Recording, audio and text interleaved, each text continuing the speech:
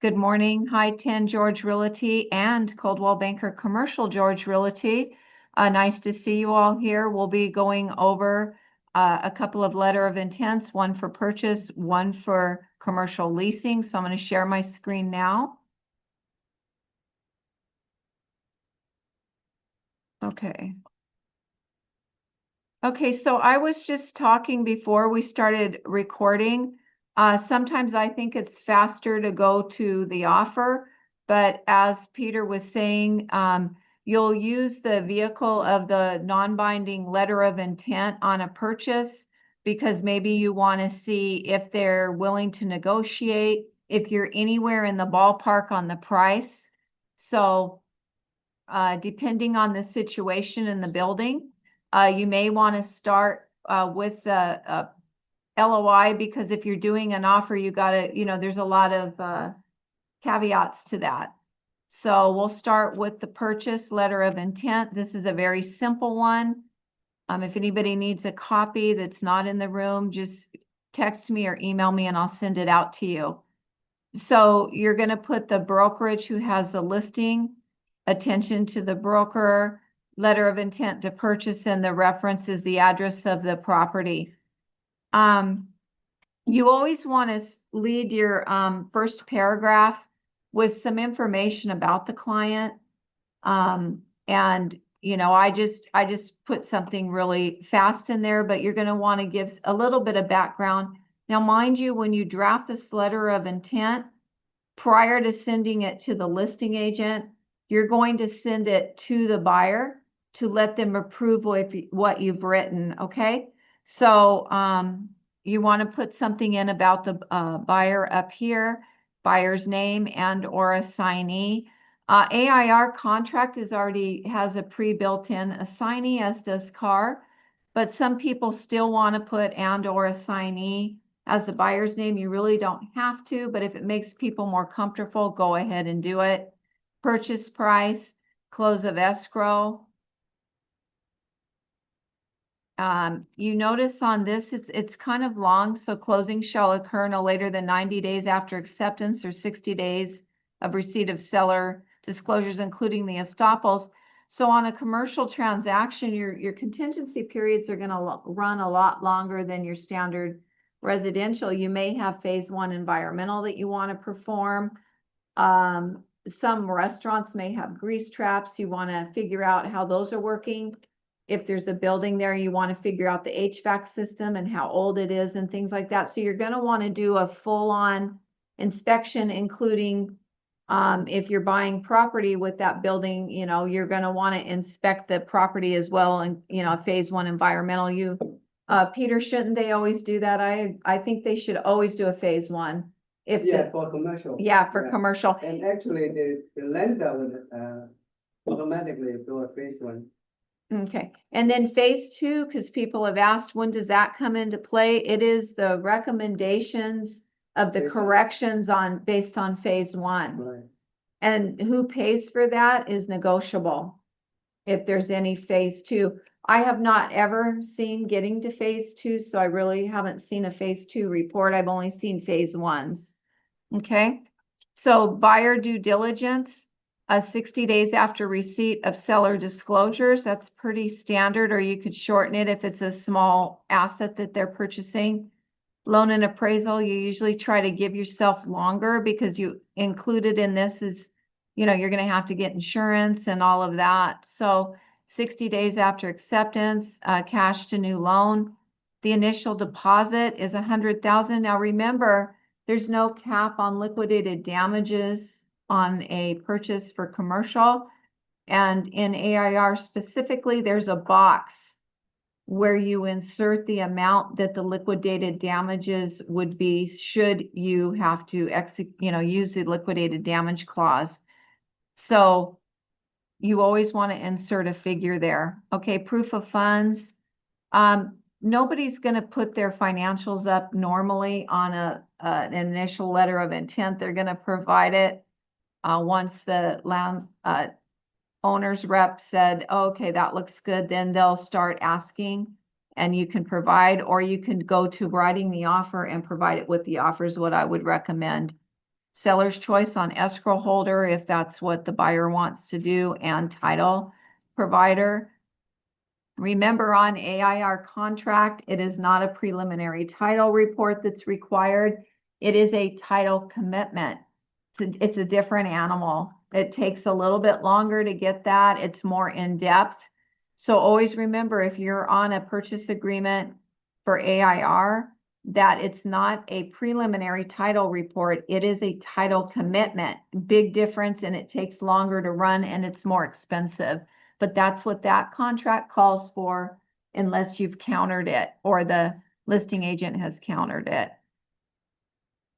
Okay, so we'll go over all of that, but I'm just giving you little tidbits on that contract. We'll do that another time. Seller to provide any lease agreements, parking agreements, maintenance agreement. If they have an old phase 1 environmental report, you may want to start there. If they have a soils report, you'll want to ask for that. And we've said within 20 days after acceptance, and tenant estoppels to be provided upon buyer's removal of contingencies. I don't know why I typed it that way. I would want those before I removed anything. So pardon me on that. I don't know why I typed it that way. Ask if there is any association. If you're buying in a plaza, make sure you know if there's an established association. A lot of those plazas do have that, and they have their own rules and regs. Are there any leased or lien items, fire sprinklers, things of that nature you want to find out? Is there an alarm there that's leased? You need to know all of that stuff. So for land, you want the seller to provide whatever surveys, hazardous substance report, as we addressed, easement reports, anything like that that they may have in hand. Try to get that from the seller.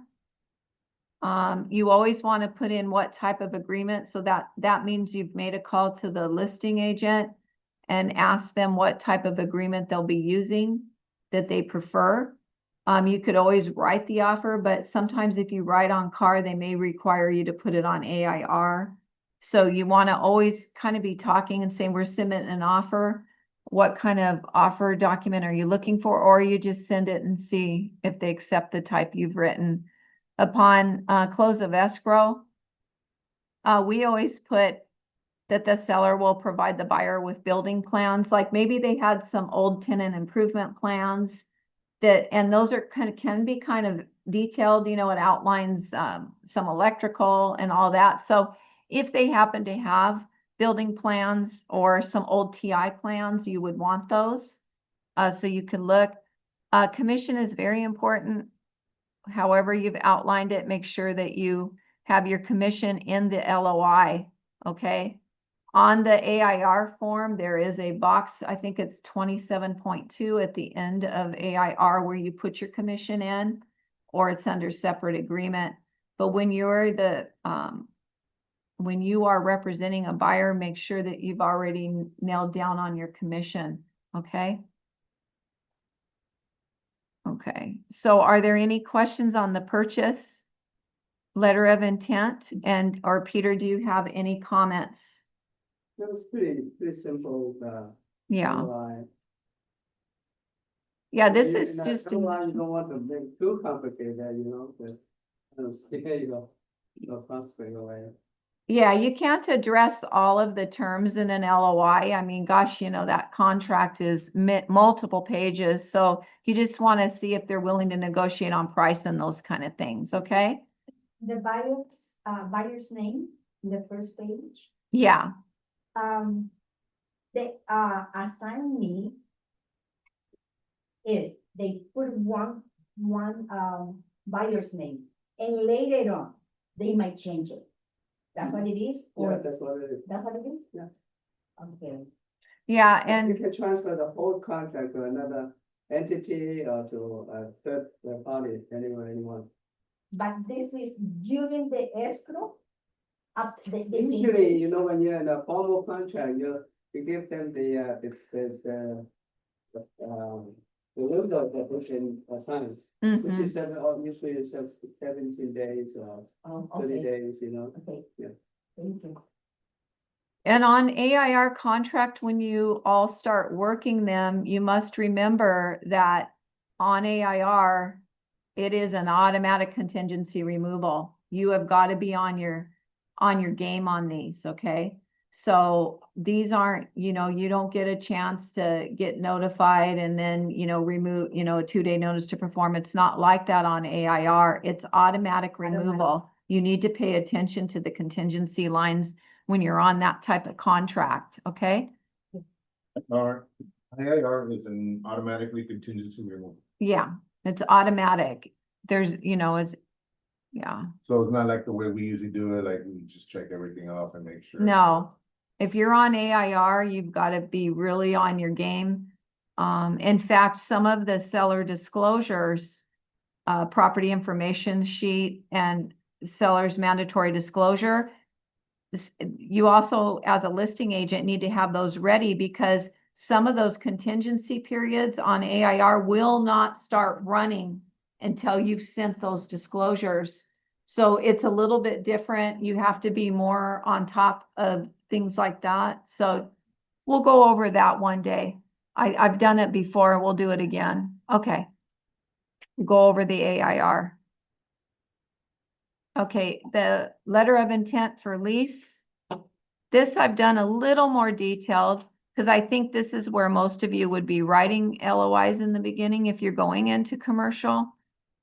So you're going to write, of course, to and from, put it on letterhead. If you don't have our letterhead, Rhett has a bulk of letterheads that you can use electronically.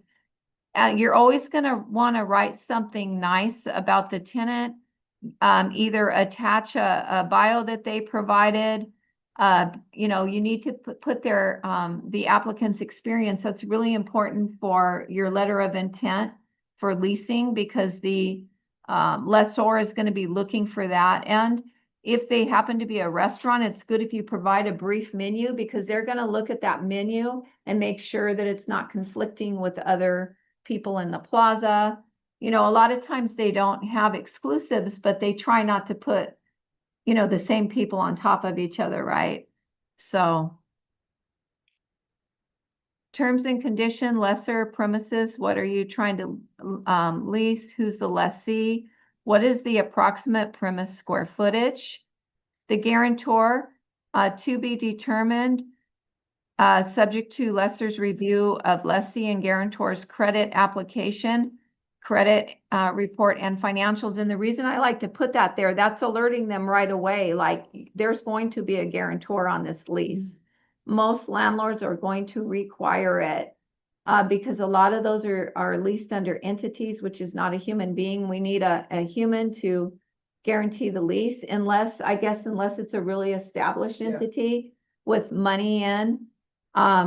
Then you can use the entity, but most landlords are going to come for an individual guarantor. Okay. Yeah, if it's like a public traded company, a big company that have many years of track records, then you can trust them. But it's for, regular operation where you just open it just for the business and it doesn't have much of business tracking record, and you do need a personal guarantee. That's a must. Yeah. Industrial standard. And when they're looking at all of this, once they get into reviewing the financials, a lot of times if they do need a personal guarantor, they're going to look for a asset such as a real estate asset, right? And sometimes applicants don't have that. So how the landlord remedies that if they want to move forward with that particular applicant is the security deposit may go up from equal to 2 months up to 4 months to remedy, that they don't have an real estate asset. It depends on the landlord. So the use goes in here. What are they using that unit for or that property? Make sure that you, if they've asked for exclusive, that you, even if you tell them no, make sure that you restate no, there's no exclusive use. Because I just did this on an LOI, Shimei and I, because they kept asking for exclusive use. So to be crystal clear with them, we put no exclusions offered. So that means no. And we put it right in the LOI so that, we know we discussed it with them. The lease term, however many years, an option term, 1 5-year option with the same terms and condition as the original lease term. And the lease commencement date, sometimes, you're going to be negotiating back and forth and you can't stick an exact date. So how we do it with one of our landlords is we put upon mutual execution of the lease agreement by, July 1st. And these are the minimum years. And the minimum, Right? no, it depends on the unit and the landlord. Some landlords will take a 3-year lease, 2-year, it just depends. Yeah. And the same with a tenant improvement allowance. If the landlord is not willing to offer, so how that gets expressed is if they were, let's say, okay, you can put a figure of $10 per square foot for TI allowance, but it's not free for all money, right? It has to be expended on certain things that the landlord agrees to, right? So it's not to pretty up, your countertop. It's usually, right, Peter, it's for something that is a good improvement for the unit that could probably be used in the future as well by another tenant. So, I've seen flooring go in and they're good with that. Additional plugs, things like that. If there's a beauty shop taking over a unit, I've seen sinks go in, so things like that. But if there's no TI allowance, just so that we don't miscommunicate or somebody isn't looking for something that the landlord won't provide, make sure that you're putting none offered, okay? And then here you see I put TI work. The lessee is asking for permission to install new countertops, flooring, and upgrade the bathroom. And the reason I put that there is because that's what the tenant said. And then, of course, it goes into they're going to have a licensed contractor with their own insurance and things like that the landlord will be looking for when that work starts. Landlord's work, are they going to be doing any of it? No, there's no landlord's work in this. That's all, on the tenant. And remember, when you're speaking of bathrooms inside a unit, there could be ADA upgrades required. So if you think that's the case, you may want to put that in. ADA bathroom is compliant with, ADA, current ADA laws, okay? But when they're upgrading a bathroom, which I've seen, they're going to bring that up normally. But if they're not, then you may want to ask, is the bathroom ADA compliant? Rental abatement, which means free rent, but don't use free rent, use abatement, because abatement language is used in the AIR contract, so you want to call it abatement. So 4 months rental abatement. Sometimes it's just the base rent you're asking for. And if it's a CAM fee, sometimes you're asking that they also include the CAM fee. So that would be base rent plus CAM fee is abated or free rent. And then down here, then the rent doesn't commence. They don't start paying rent for 4 months from lease commencement date, which is a little a little confusing, because when you're coming in on the lease, you're always going to grab 1 month up front, 1 month on that lease. So you're going to grab month number 5 on the lease agreement that they have to come in with, and you're going to grab the security deposit. But you don't need to say that here, okay? You can tell them later or whatever. This is how we do it. Contingency, the lessor will grant a 2-month contingency period. Don't offer this if they're negotiating hard and the landlord agrees with the contingency period. It's fine, but some landlords aren't going to offer that. What is the contingency period? That they're going to go to the city and put an application in for their type of business. And if it's a restaurant, they have to go through some other, hoops for the restaurant to be approved with the health department, things like that. So the lease rate is X amount per month, per square foot per month. You're going to put that like $3 or whatever it is. Then put what that monthly rate is. And the triple net or CAM fee, you're gonna put what that is per square foot and then times it out so they know, and then total monthly. Always cover your clients with an annual adjustment cap. So you see here is 3% annual increase, not only for the base rent, but for the CAM fee. Now, some landlords will only allow a cap on the base rent, not the CAM fee. But if you're representing the tenant, please try to get both for them, and then let the landlord respond in a counter. Tell me what CAP stands for? A common area maintenance fee. Yeah. Or you'll hear it referred to as triple net. Security deposit equal to 2 months, base rent and estimated CAM fee. And you need to tell them that that's subject to change based on the review of their financials, okay? So that means like if they needed to go up to 4 months for some reason or 3 months, then we've already told them that can change. I always like to include that they're paying for all their utilities to the unit, including Wi-Fi and internet if desired.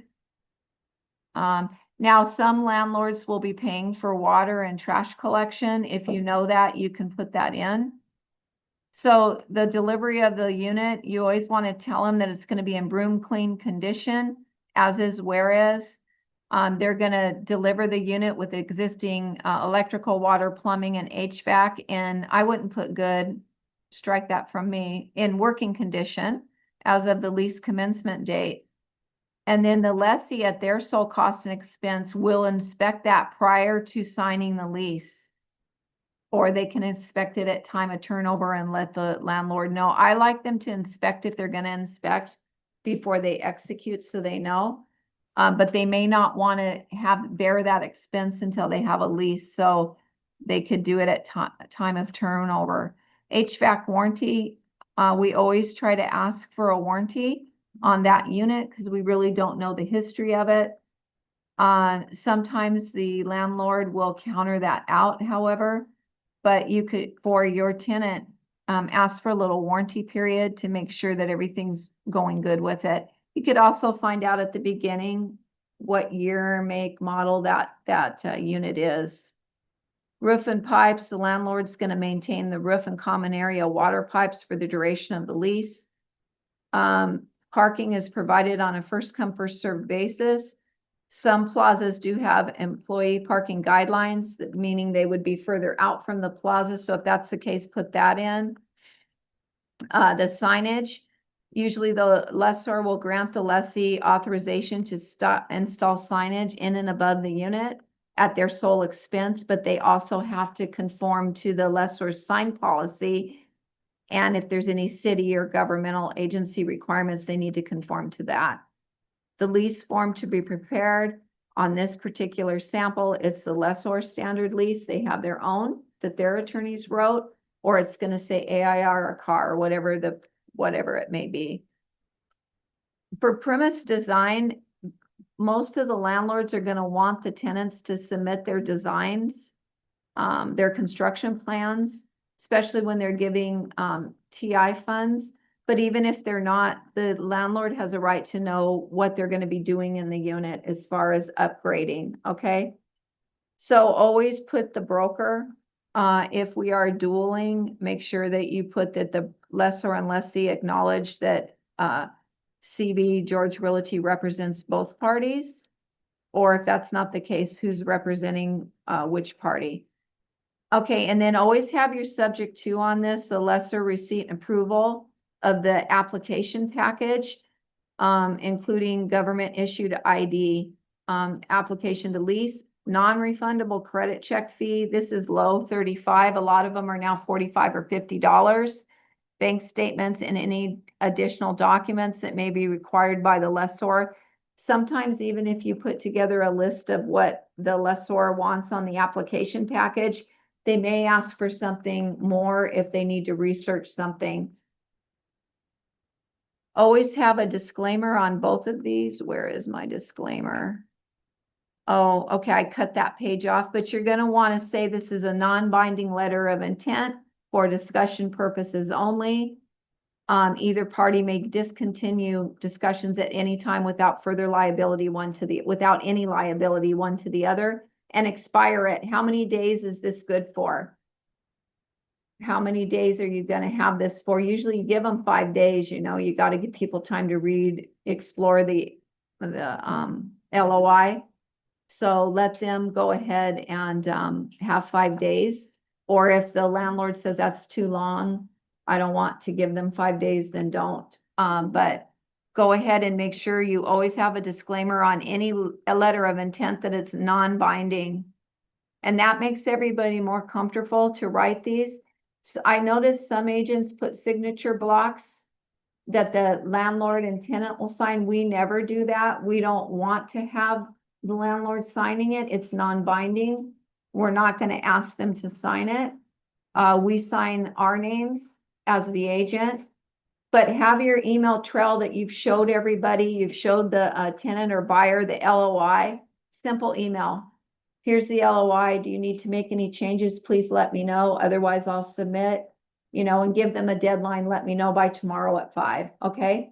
So always have a chain that you have showed them the email. Don't speak on behalf of the tenant or the landlord or property owner or purchaser. We always want to be running it by them.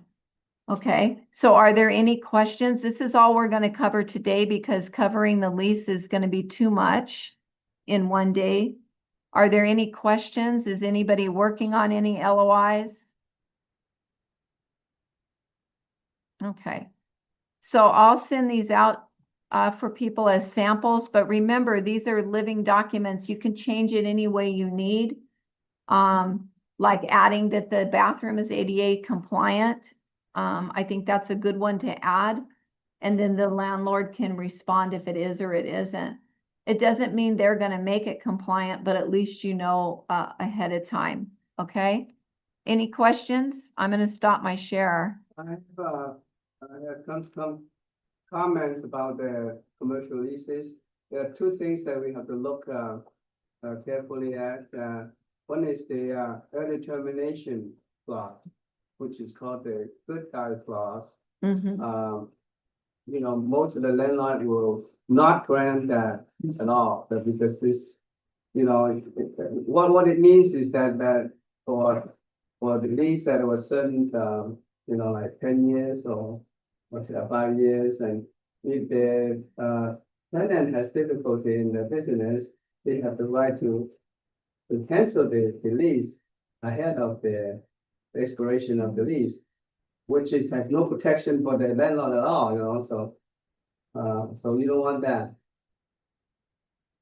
And also you don't, and the right of the first refusal, you don't want that for the landlord either, because if you have that, when the landlord wants to sell the property, they have a lot of trouble. I can tell you, I went through some of those yeah, the right of first refusal is very messy, and when the lawyers are involved, they're even more messy. So you want to avoid that at all costs.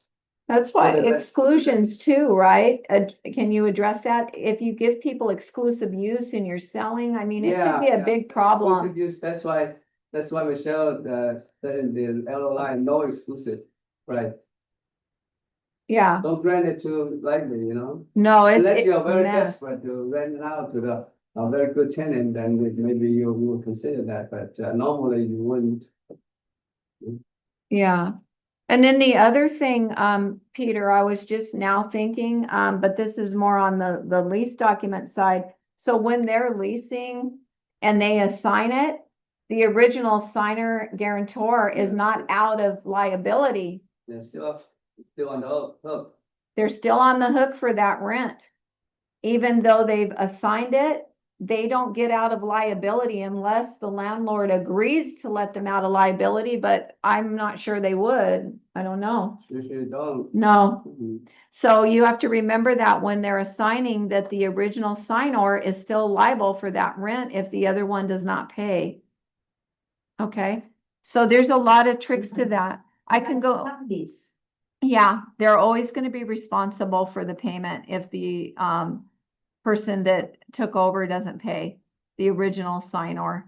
But we'll go over a lease agreement, but, next week I'm gonna be doing the car one.